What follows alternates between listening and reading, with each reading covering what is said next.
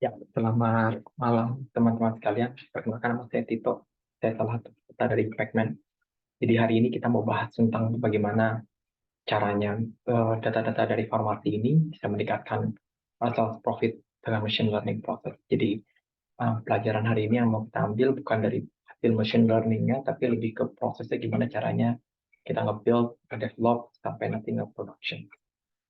Nah, em, bisa dilihat di link Medium di sini, atau juga nanti bisa dilihat di GitHub link yang ada di sini juga. Jadi kita coba pertama bahas dari hal yang paling fundamental dulu, business problem. Kenapa kita harus menggunakan eh, machine learning di healthcare gitu ya. Jadi karena kita lihat industri farmasi semenjak COVID bergerak sangat pesat dan penjualan obat juga sangat masif beberapa tahun belakangan ini. Jadi kita harus lihat bagaimana penggunaan krusialnya penggunaan machine learning untuk memprediksi bagaimana sih tim sales kita yang ada di lapangan untuk menjual atau mendapatkan produk-produk yang mendapatkan profit paling besar yang dilihat dari segi area, dari segi channel, dari segi produk yang mau didistribusikan. Jadi kita bisa ngasih insight ke stakeholders dan pharmaceutical industry tentang growth-nya di sisi profitable business farmasi di Indonesia.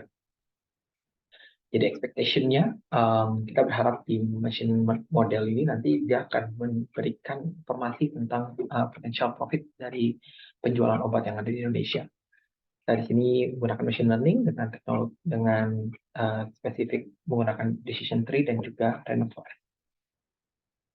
High clever approach di sini kita coba menggunakan machine learning teknik untuk melihat penggunaan medical type-nya, distribution channel, dan regional differences. Jadi kita lihat dari berbagai macam parameter yang kita dapat dari data set yang kita punya. Lalu kita nanti akan coba pakai decision tree dan juga random forest, dan kita akan optimize dengan hyperparameters. Nah, yang akan dihasilkan nanti adalah pharmacy sales profit prediction. Jadi kita akan coba lihat bagaimana how to collect, how to clean, how to process, dan how to analyze data sales yang ada di farmasi specifically sama menggunakan decision tree dan juga random forest algorithm. Nah, nanti instruction-nya ada di Jupyter Notebook dan nanti akan kita post di GitHub untuk jadi production dan nanti kita bisa lihat juga API contohnya seperti apa. Goals and success. Nah, jadi kita bisa lihat bagaimana metrik ini sukses. Kita akan pakai metode mean absolute error karena mean absolute error nanti kita akan lihat average absolute differences between predictions dan juga actual. Kita melihat nanti ada data-data yang kita predik, lalu kita juga punya data sampel yang kita tahu data actualnya berapa. Kita lihat berapa gapnya di sana. Jadi dari sini kita bisa lihat nanti performance seperti apa, apakah yang lainnya akan turun ataukah sama saja atau lebih besar gitu ya. Nah, dataset yang dipakai, kita pakai sampel data internal company yang tidak boleh kita share, dan tapi kita masking datanya, jadi cukup aman. Jadi data ini bakal ada various tentang medicine name, distribution channel, dan regional information juga di dalam sini. Dan akhirnya paling penting adalah sales dan profit dari setiap medical fault yang ada di Indonesia. Nah, berikutnya adalah apa yang algoritma yang akan dipakai, machine learning algorithm dan juga decision tree. Decision tree dan juga random forest. Nah, decision tree ini dia menjelaskan tentang supervised learning dengan build the tree like a model gitu ya. Jadi kayak rumus if yang banyak gitu ya. Kita bikin tree model untuk melihat possible consequences seperti apa. Lalu kalau misalnya random forest, kita melihat dari combination dari multiple decision tree yang nanti kita akan coba combine dan akan menjadikan model lebih robust. Nah, itu adalah background bisnis atau background yang akan kita bicarakan hari ini. Untuk detail teknikalnya, kita sudah pernah bahas di formasi sales profit prediction di Indonesia di session pembelajaran sebelumnya. Yang ini akan belajar tentang bagaimana secara detail kita membreakdown bagaimana machine learning ini bekerja. Nah, selanjutnya kita akan bahas dari sisi yang pertama dulu. Kita akan melihat dari sisi yang pertama kita akan melihat dari sisi ini ya, dari sisi prosesnya seperti apa. Jadi saya nggak akan bahas lebih detail terkait tentang bagaimana caranya bagaimana caranya atau hasilnya diperkerja, tapi kita akan bahas bagaimana proses dari data pipeline, EDA sampai pre-processing. Nah, di sini untuk memudahkan penjelasan, saya akan coba menggunakan Jupyter Notebook, tapi nanti saya akan jelaskan juga bagaimana ini diimplementasikan di dalam Python ya, atau PY dokumen, dan juga nanti akan kita lihat API-nya seperti apa. Yang pertama, kita coba scroll ke atas. Ini proses yang pertama, data pipeline.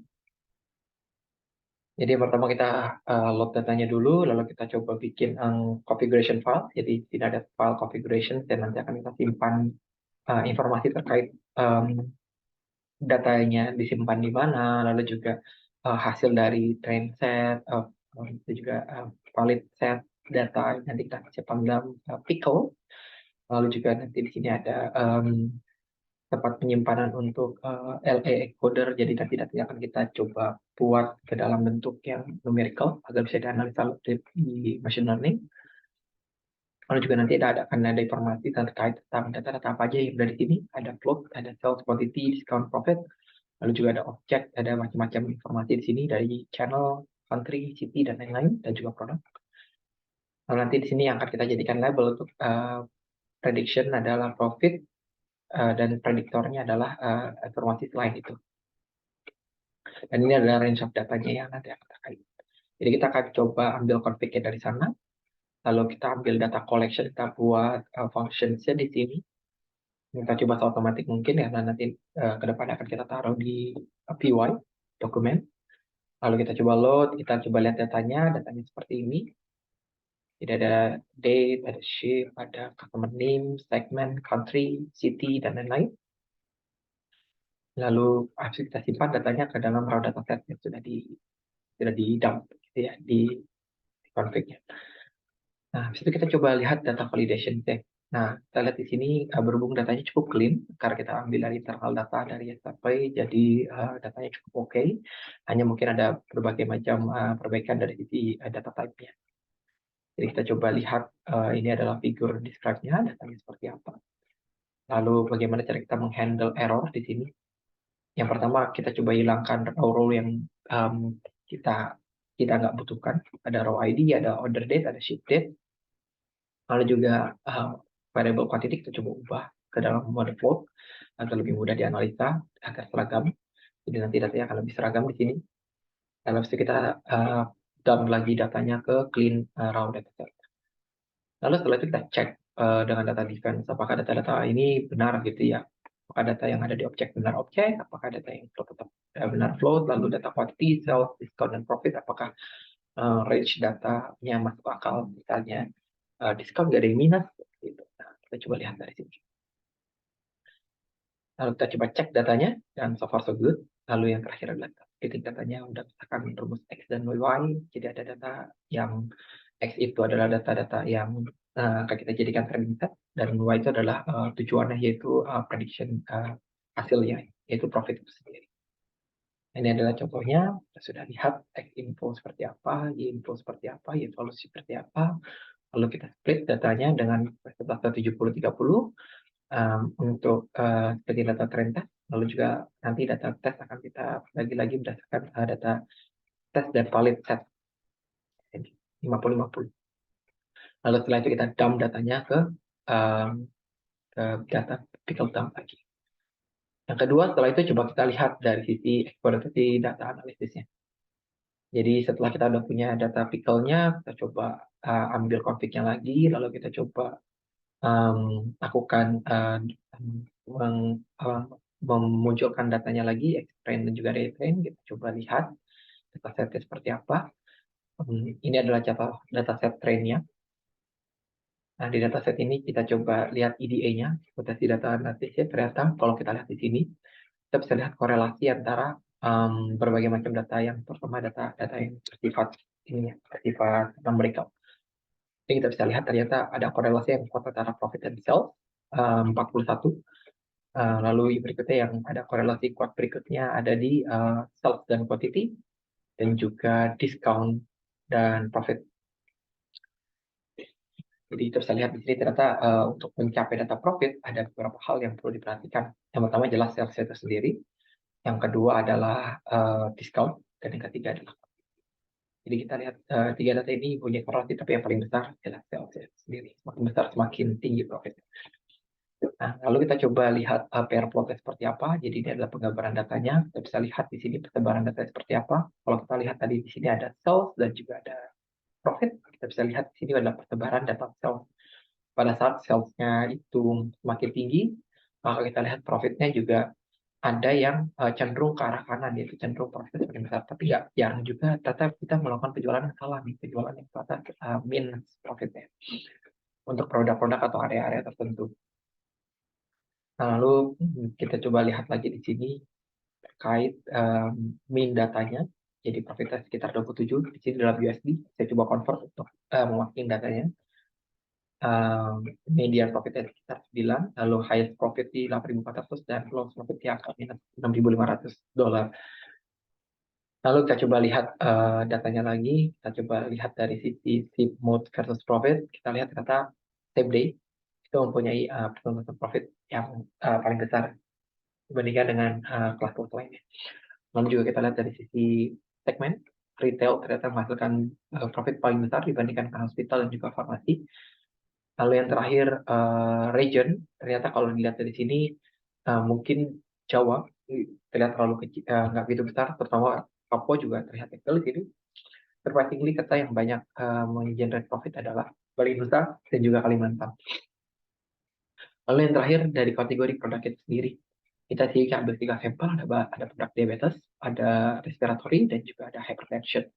Nah, data produk-produk diabetes yang paling sering digunakan di Indonesia adalah yang mempunyai profit yang paling besar ini dibandingkan dengan respiratory dan juga hypertension.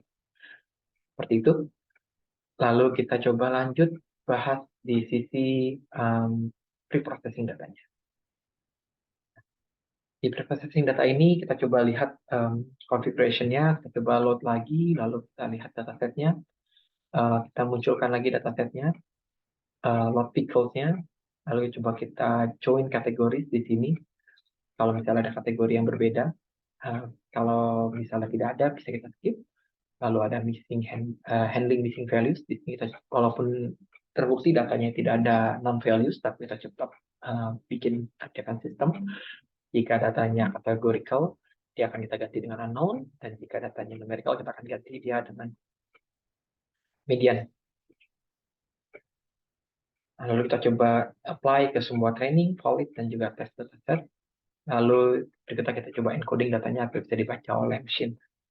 Yang pertama adalah yang paling penting di sini kita coba buat, karena sebagai sampel aja kita coba buat LA with transform. Nah, di sini kita coba bikin transform datanya berdasarkan level encoding. Setelah kita fit, lalu kita transform datanya, lalu kita apply ke semua dataset yang kita punya. Setelah itu baru kita split lagi data X-train dan Y-train-nya, lalu kita dump ke data yang ada di pickle-nya. Berikutnya yang mau kita cari adalah dari sisi modeling.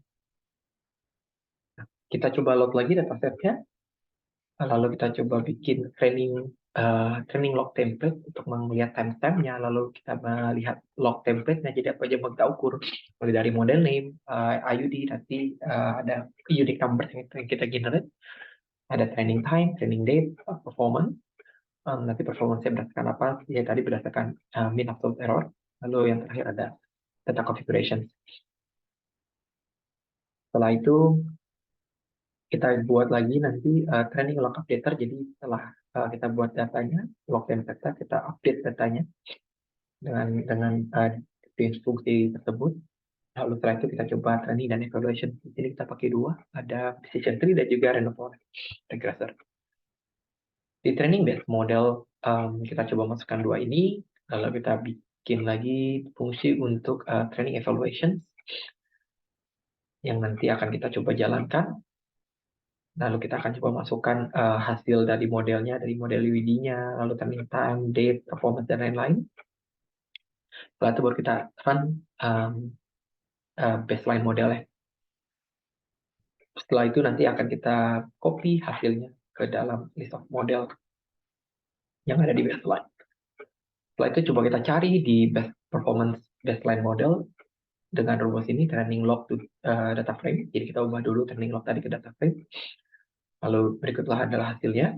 Kita bisa lihat di sini ternyata performance-nya di Rhino Forest lebih tinggi, tapi juga training time-nya lebih ini ya. Performance-nya paling baik dan juga training time-nya, tapi juga paling lama di sini. Lalu coba kita lihat lagi get best model. Kita coba automatically running this using function. Lalu kita dapatlah ternyata random forest yang akan kita gunakan. Lalu kita drop ke dalam model pertama. Ini adalah model baseline kita. Berikutnya setelah kita tahu, kita coba pakai hyperparameter kami untuk random forest khususnya. Lalu kita coba pakai cursor CV, kita coba pakai random forest regressor di sini. Lalu kita lihat dari list of modelnya, kita pakai hyperparameter yang baru, kita pakai random forest yang sudah kita enhance. Lalu nanti list of modelnya ada decision tree, ada random forest, dan juga ada give search random forest regressor yang dengan parameter yang sudah kita tentukan tadi dengan mean absolute error. Lalu kita coba train lagi datanya, dan hasilnya nanti akan kita masukkan ke dalam list of model lagi untuk dapat model IUD-nya di sini. Lalu nanti kita akan masukkan lagi training result hypertension, kita ubah ke dalam data frame. Lalu setelah itu baru kita get best modelnya. Ternyata best modelnya di sini adalah random forest regressor dengan give search. Jadi kita bisa lihat di sini apa saja parameter yang digunakan di sini. Lalu ini akan jadi hasil yang akan kita gunakan. Lalu kita dump lagi modelnya ke dalam production model. Sedikit kita lihat look ke mean absolute error hasilnya seperti apa. Kalau tidak lihat ternyata setelah hasil ini mean absolute error kita di angka 8,47. Kita bisa lihat di sini grafiknya secara general kita bisa lihat cukup align. Jadi kita bisa lihat di sini antara actual dan juga predict. Dan ini garis lurus untuk membantu seberapa jauh perbedaan antara predict dan juga actual self. Yang kita bisa lihat hasilnya cukup akurat di sini. Jadi itu untuk prosesnya. Lalu setelah kita buat Python notebooknya, Jupyter notebooknya, nanti kita akan buat beberapa folder di sini. Ada folder concept, nanti akan kita pakai di Streamlit. Lalu juga ada folder config tadi yang berisi tentang data-data penyimpanan datanya di mana. Lalu ada folder data yang berisi proses dan juga raw. Proses ini adalah data pickle yang tadi sudah kita simpan, sedangkan data raw ini adalah data penyimpanan awal. Itu data-data mentahnya gitu.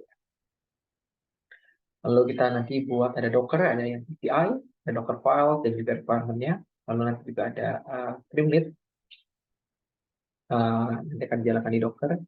Lalu kita juga punya log di sini untuk menyimpan data log dari hasil training, log JSON.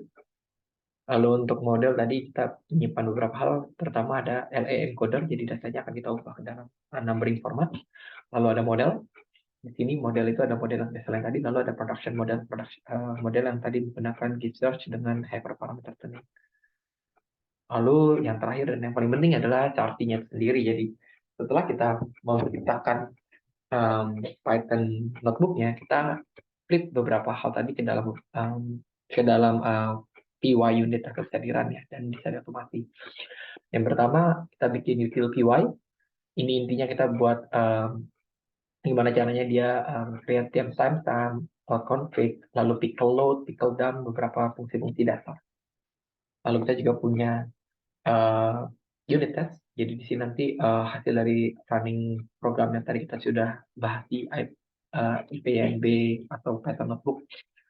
Kita akan tes apakah kategori null-nya berhasil atau tidak, lalu juga elektroatomnya berhasil atau tidak, sesuai harapan atau tidak hasilnya. Lalu berikutnya tadi data pipeline akan kita ubah menjadi PY. Akan kita split berdasarkan menaruh fungsinya dulu, lalu setelah itu baru kita taruh proses-proses dari nomor 1 sampai nomor 16. Berikutnya kita lanjut ke pre-processing. Di sini juga sama, kita akan load data load import ininya dulu, library-nya dulu. Lalu baru kita masukkan function-function yang tadi sudah kita bahas. Lalu setelah itu baru kita jalankan di sini dari step 1 sampai step 6. Lalu yang terakhir, kita masuk ke modeling. Di modeling ini sama, kita load library-nya dulu. Setelah itu kita buat timestamp, create log, seperti yang tadi kita bahas. Setelah kita masukkan semua function-nya, lalu kita masukkan uh, ke dalam kita jalankan fungsinya di nomor 1 sampai nomor 6. Choose the best one. Setelah itu kita ada 2 tambahan lagi di sini. Ada yang pertama ada API, API.py. Jadi di sini nanti akan saya tunjukkan bagaimana hasilnya dari API ini. Kita akan lihat dari konfig datanya, encoder dan juga model datanya. Lalu kita coba ambil data-datanya dari sini, lalu nanti kita coba input datanya nanti di Fast API, lalu nanti dia akan memberikan data hasil yang lebih akurat, dan nanti datanya akan diambil dari pixelnya saja. Jadi nggak semuanya diambil. Lalu yang terakhir ada Streamlit. Jadi kita akan buat sedikit tampilan sederhana untuk input datanya. Jadi nanti kita akan memberikan custom label ID dari sisi select box dan juga text input di sini. Nanti dia akan connect ke API, lalu nanti akan memberikan hasil prediction dan seperti apa. Nah, setelah itu nanti hasilnya akan seperti ini. Kalau kita pindah ke sini, lalu kita buka GitHub-nya. Ini adalah GitHub yang sudah dikonekkan ke Visual Studio kita. Bentukannya sama, jadi nanti setiap ada perubahan nanti akan langsung masuk ke branch di sini. Lalu yang terakhir yang mau saya share adalah dari sisi Fast API-nya. Jadi ini adalah contoh Fast API yang sudah kita ciptakan. Tinggal masuk ke localhost 8080, lalu kita lalu slice.doc. Nanti akan masuk ke Fast API. Nanti kita akan diberikan post predict di sini. Jadi di sini ada parameter, dan nanti parameter saya bisa kita input di sini, inputnya berapa, customer ID dan lain-lain. Nanti kita akan execute dan nanti dia akan menghasilkan suggestion-nya, prediction-nya seperti apa. Sekian itu saja dari saya. Mungkin ada beberapa hal yang nanti bisa dikembangkan adalah bagaimana caranya kita akan memutakhirkan data ini dan bisa diaplikasikan lebih lanjut untuk kebutuhan pharmaceutical data yang lebih lanjut gitu. Dan harapannya nanti teman-teman dari sisi tim sales pharmacy bisa melihat data di sini, bisa input data, dan nanti dia bisa tahu apakah penjualan produk di area atau di channel tertentu ini dengan customer tertentu akan menghasilkan profit yang baik atau tidak. Sekian dari saya. Terima kasih banyak atas kesempatannya dan selamat malam semuanya.